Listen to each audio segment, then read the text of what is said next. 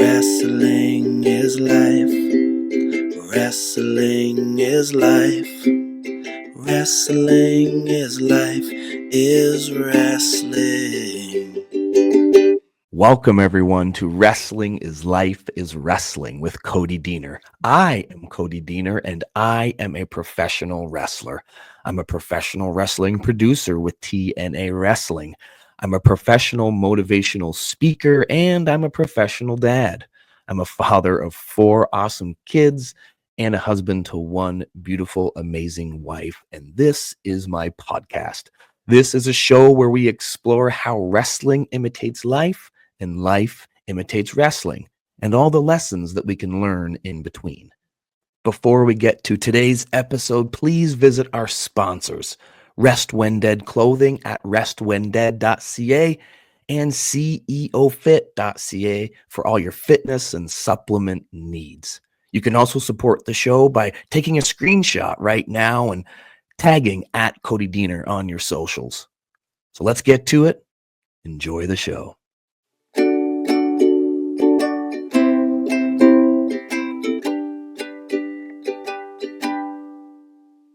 Look the part. I am here with Notorious TID. Dude, you have always been someone to me that looks the part in the sense that I believe that guy could kick somebody's ass. Now, you've never been stereotypical bodybuilder, tanned, jacked, fake muscle dude. You've always been like, that guy can hurt somebody, so I believe what he's doing. You've always looked the part to me. Is this something that you have consciously done in professional wrestling, and or how important that is that in the professional wrestling business? What do you think? I mean, I think part of it comes from luck. Okay. Part of it comes from luck and genetics, 100%. Because you know as well as I do, not everybody looks like they should be in the business. There's a lot of people that know how to do the stuff that is being done in that ring. Yes. But you look at them and what's the first thing you think? Put a hood on that guy. Yeah, sure. Right? Yeah, We all say, okay. and why do we say that? Because they don't look the part. Right. So we cover them. We try to make them something that they're really not. Right. So I've been lucky enough, 6'4", over 250 pounds. I have one of those resting bee faces that says, you know what I mean? Yes. So I'm lucky enough that I have that. Not everybody does, but that doesn't mean, like, we hear it all the time. Oh, it's an upper body business. Sure. We hear that all the time, but it's not. It's not. It's an entertainment business. Okay. So as long as you can entertain, you can be in this business some way, shape, or form. But looking like a professional wrestler is different. Yeah. Right? Because I can be entertained by a lot of people. But if I want to be entertained by professional wrestlers, I want to know that what I'm seeing out in that ring is something different than what I'm seeing when I leave this building. Yeah. Expand on that. What do you mean? So if I think I know what you mean, but I don't think everybody does. You walk in, you're not going to watch a movie, you're walking into a movie. You're walking into something. This is live action, I think, right? Yeah. And I'm not going to buy into the person who's standing in the ring if I don't actually think that they can beat the living tar out of the other person, because then it's not believable. We all have like squash matches. We all have those types of things where it's like, oh, this guy's just going to get mollywopped. Yes. No problem. Yeah. Right? Yeah. But at the end of the day, looking like the professional wrestler, looking like that person that you said, oh yeah, they can go, they can fight. I think the squash match is such a good analogy for it, because even as a kid, you look at, okay, here's the star, here's the schlub. And you knew who was going to win and who was going to lose, not because you knew either of their skills. You just knew that guy looks the part, that guy's going to win, and you were always right. There was always you'd watch Saturday the Superstars. Yes. There was always the guy, Ricky Steamboat would come out. He's got the big dragon cape. He's breathing fire. Yeah. He's doing the thing. You're like, oh, that guy looks like a superstar. Mm-hmm. And he's in there against, Mickey Jones, who's just in a one-piece green leotard. You can smell his knee pads through the TV. Like, you know what I mean? It's just horrible. Okay. So is there something to, maybe we'll have an interesting conversation going this route, because I've heard this thing a lot in business is like, dress for the job that you want not the job that you have. So if you're like, oh, I want to get this job in business, I got to wear the suit, and because that's what people wear in this thing. Like, I get that. I'm not a suit guy, so I've just never. I don't like to be inauthentic, so I've never been the suit guy. But I think there is something to looking the part outside of wrestling too. Do you agree? Is this? I think it for myself, and I agree. I'm not a suit guy, and I spent years in that industry. $5,000 suits, going like running ad agency stuff, having to deal with all of that. So I'm aware of it. I don't like it, right? But I also believe that statement of dress for the job that you want, right? Only goes so far. Okay. What do you do after you get that job? You've got that job. You're now a professional wrestler, right? Yes. So I think it's more important to, once you're already in that job, dress for the image you're trying to portray. And if you're trying to portray a guy who shows up in a suit and then puts on his gear and goes out there and does his thing, cool, no problem.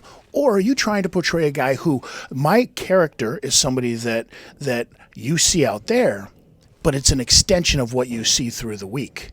Right. This is as authentic as I am because, yes, I hop on a motorcycle. Yes, I grow a beard. Yes, I live in the country. Yes, I do these things, right? So the authenticity can also go into how you look, right? If that works for you. If that works for you. Right. Yes, for sure.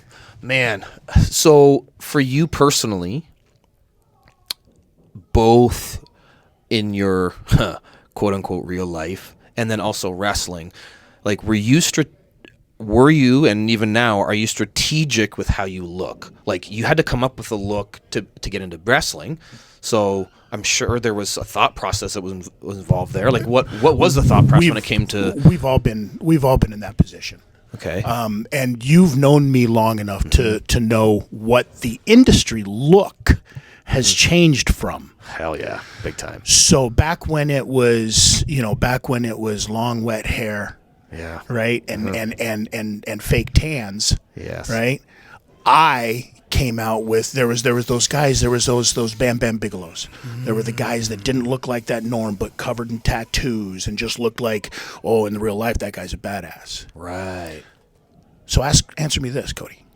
Why has the industry gone that direction now? Because you look at everybody and everybody's got sleeves. Everybody's trying to look like that badass now. And I don't mean this is not because I know you're one of those guys. Sure. You are one of those guys specifically because Cody Steele Yes. is a way different image, way different character than what Cody Deaner is. Right. Right? Yes. So there's been an evolution, there's been growth, and you can have all of those things. Yep. But you still have to believe the image that you're trying to portray.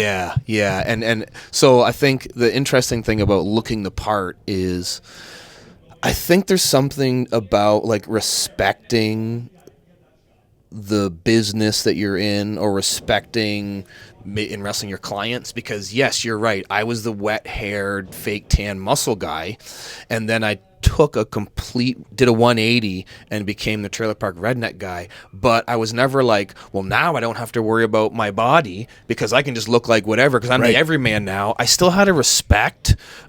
And this idea that, well, I got to look the part. Like, I want to connect with the audience and make them think that I'm one of them. But I also have a standard of like, well, no, as a wrestler, I have to maintain a certain standard of body. Well, let me ask you this. Because was it a conscious decision on your part to change that image? Because you know what I mean? You could have been perfectly fine being completely Cody Steele for so long, but I can tell now because I've known you long, that's not you. Right. This is you. Yes. Then you knew that this was you inside of that. You're just like putting on what you thought the image was supposed to be for professional wrestling.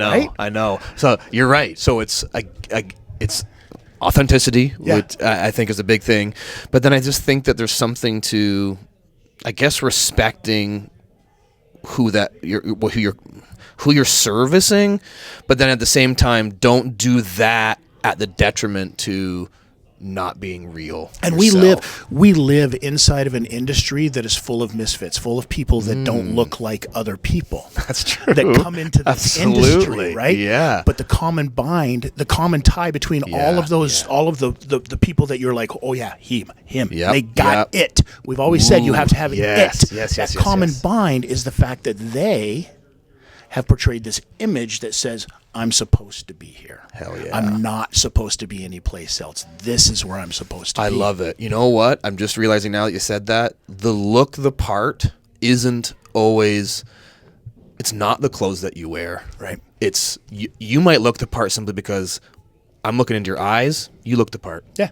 It doesn't, like, you know what I mean? Like, how many baby Hueys have we come across that you look at them, you're like, dude, if I had you in a ring for 6 months, and then they're like, they couldn't cross their feet if they knew what to, like, they're like giraffes on ice. Yeah, you're like, man. oh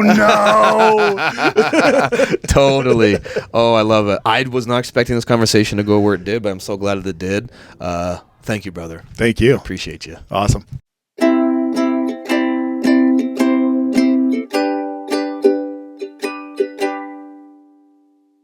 That's going to do it for another episode of Wrestling is Life is Wrestling. Until next time, guys, please visit our sponsors, Rest When Dead Clothing at restwhendead.ca, as well as ceofit.ca for all your fitness and fitness supplement needs. Don't forget to take a screenshot of today's episode and tag me at Cody Deaner. If you want to learn how to book me on your wrestling show or your speaking event, you can go to codydeaner.com or learn about my speaking career at chrisgrayspeaks.com. Until next time, guys, don't forget that wrestling is life, is wrestling. We'll see you next time, guys. Wrestling is life. Wrestling is life.